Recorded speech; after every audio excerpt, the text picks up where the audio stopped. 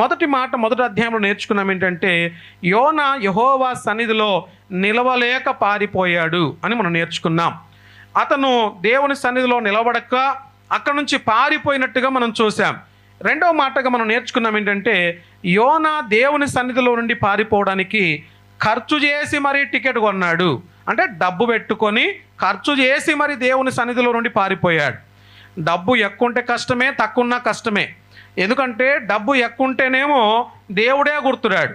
అసలు డబ్బే లేదనుకోండి, అసలు దేవుడు ఏం చేశాడు అని చెప్పేసి అనుకుని దేవుని దూషించి మరి ద్వేషించే పరిస్థితులు ఏర్పడతాయి. ఇక్కడ యోనా గ్రంథంలో అతనికి డబ్బు కొనగలిగినంత, అంటే టికెట్ కొనగలిగినటువంటి డబ్బు ఉంది అంటే అతను దేవుని సన్నిధిలో నుండి టికెట్ కొనుక్కొని మరీ పారిపోయాడు అన్నట్టుగా మనం చూసాం.